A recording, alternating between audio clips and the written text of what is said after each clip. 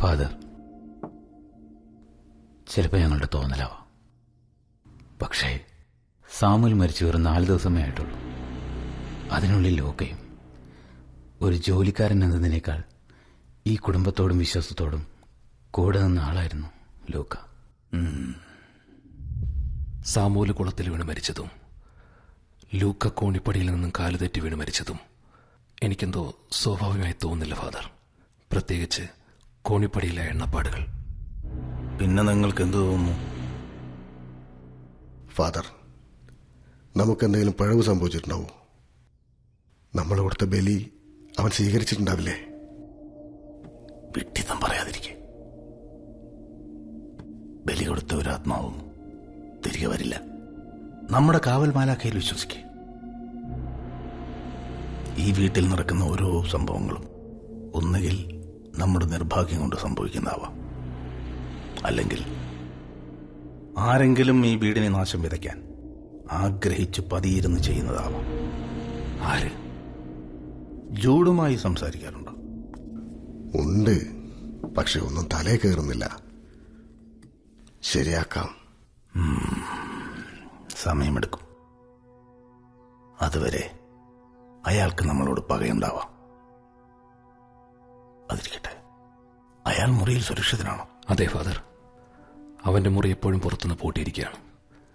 ലൂക്കയാണ് ആ കാര്യങ്ങളൊക്കെ ശ്രദ്ധിച്ചിരുന്നത്.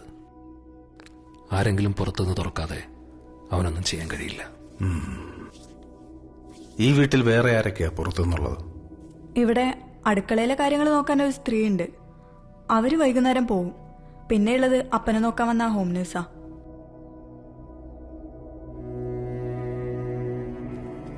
അവർക്ക് ആർക്കെങ്കിലും ജോഡി വീട്ടിലുള്ള അറിയോ? സാധ്യതയില്ല. ആരും അങ്ങനെ മുകളിലോട്ട് പോകാറില്ല. ഈ വീടിന് പുറത്തുള്ള ഒരാളും കുറച്ചു ദിവസത്തേക്ക് ഇവിടെ ഉണ്ടാവാൻ പാടില്ല. ഉടനെ ഒരു പ്രാർത്ഥനയ്ക്കുള്ള സമയം കുറിക്കണം. ആ വീട് മുഴുവൻ ജാഗ്രത കാണിച്ചു തുടങ്ങിയെന്ന് എനിക്ക് മനസ്സിലായി. പതുങ്ങിയിരിക്കുന്ന മരണത്തിന്റെ മണം ഫാദർ ഗബ്രിയേൽ തിരിച്ചറിഞ്ഞിട്ടുണ്ടാവും.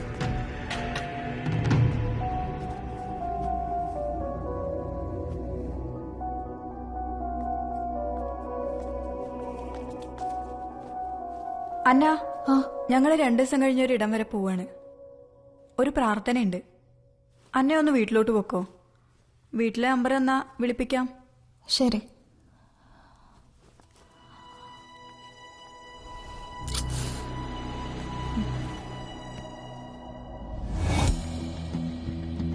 കയ്യിലിനി 2 രാത്രികൾ മാത്രമേ ബാക്കിയുണ്ടായിരുന്നുള്ളൂ.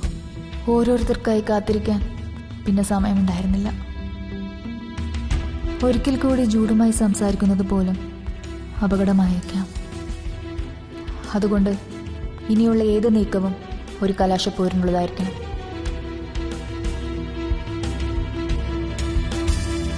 സംഭവിക്കുന്നത് എന്തെന്ന് ആ വീട്ടുകാരെ അറിയും മുമ്പ് എല്ലാവരെയും കൊന്ന് തൊട്ടടുത്ത ദിവസം തന്നെ ഇവിടെ നിന്ന് പുറത്തു കടക്കാൻ ഉറപ്പിച്ചു.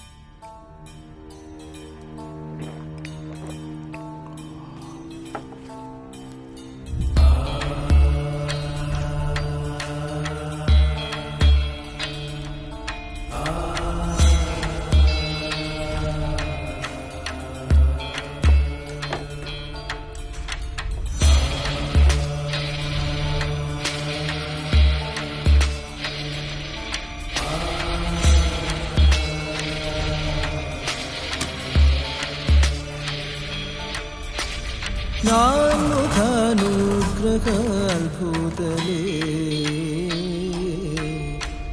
ദേവമർത്യാന്തകൻ ദാരികൻ വാഴ്കയിൽ രുദ്രക്രോധാഗ്നിയ സർവസംഹാരത കാളീ നീ രൂപമായി ദേവാസുര രണാങ്കണേ നിൽപ്പിതാ രൗദ്രയായി ശൈവാത്മജ തൃശൂലവും വാളുമായി വാൾ ചുഴറ്റി വേൽ തടുത്തു ഇടിവാൾ ചുഴറ്റി വേൽ തടുത്തു ശതകോടിയസ്ത്രം പെയ്തു വിണ്ണിൽ ശതകോടിയസ്ത്രം പെയ്തു വിണ്ണിൽ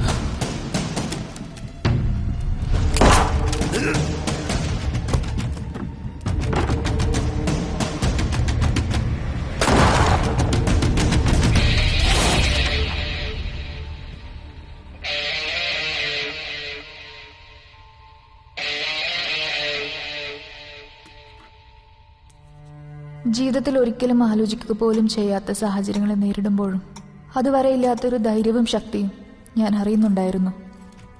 എല്ലാം പ്ലാൻ പ്രകാരം നടന്നാൽ എൻ്റെ ജെസ്സിയെ ഒരു ദയയുമില്ലാതെ കൊന്നവരാരും നാളെ സൂര്യോദയം കാണില്ല എന്ന സന്തോഷം അത് മതിയായിരുന്നു എന്തിനും.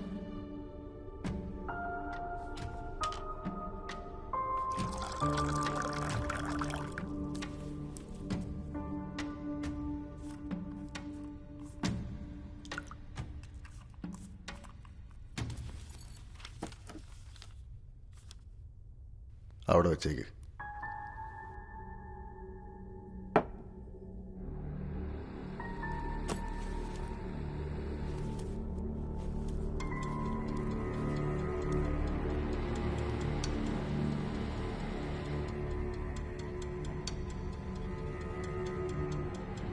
പക്ഷേ പഴുതുകളില്ലാത്ത പ്ലാനായിരുന്നു ഞങ്ങളുടേതെന്നത് വെറും തെറ്റിദ്ധാരണയായിരുന്നു.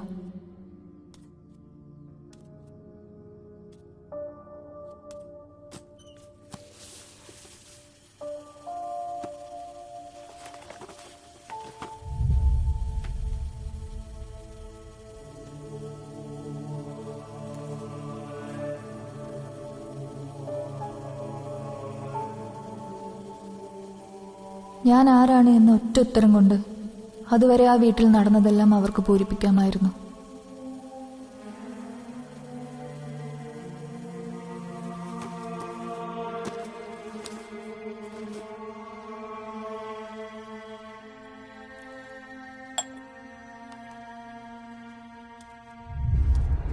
നടപ്പിലാക്കാനുള്ള പദ്ധതികളെല്ലാം തുടക്കത്തിൽ ദയനീയമായി തകർന്നതറിയാതെ ഞാൻ അടുത്ത പടി കൂടെ കടന്നു.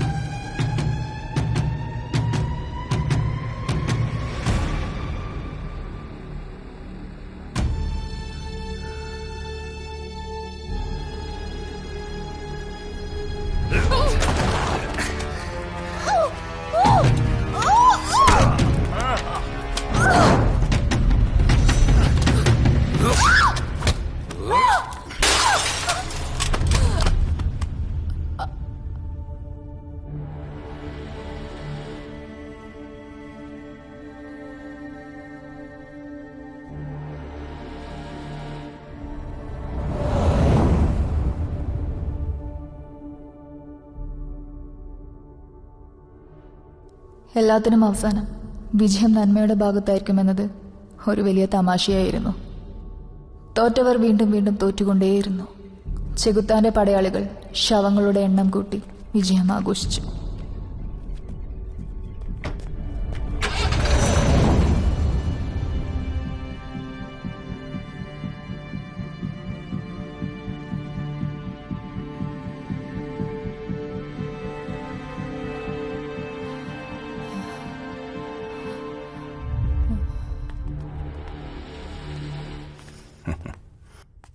അന്ന പ്ലാനുകളൊക്കെ ഗംഭീരമായിരുന്നു. പക്ഷേ നമ്മളുണ്ടാക്കുന്ന പദ്ധതികളിൽ എപ്പോഴും എതിർ നിൽക്കുന്നവന്റെ ബുദ്ധിക്ക് സ്ഥാനം കുറവായിരിക്കും. അവിടെയാണ് അന്നയ്ക്ക് പിഴച്ചത്. ചെകുത്താന്റെ ദാസന്മാരുടെ മടയിലേക്കാണ് കയറി വരുന്നതെന്ന ബോധ്യം വേണമായിരുന്നു ഈ പടി കയറുമ്പോൾ. അവൻ നയിക്കുന്ന ഞങ്ങളെ തോൽപ്പിക്കാൻ നിന്റെ ദൈവത്തിന് പോലും ഭയമാണ്. നിന്റെ അനുജത്തിപ്പോ നരകത്തിന്റെ രാജാവിന്റെ കൊട്ടാരത്തിലെ മാലാകമാരിൽ ഒരാളായിരിക്കും. അതൊരു ചെറിയ പദവിയല്ല. ഇത്രയും ധീരയായ നീയും അവിടെ ഒരു സ്ഥാനം അർഹിക്കുന്നുണ്ട്, അല്ലേ ഡെനീസ്? ഇന്ന് രാത്രി നീയും നിന്റെ അനിയത്തിയുടെ അടുക്കിലേക്ക് യാത്ര പോകാൻ ഒരുങ്ങിക്കോ.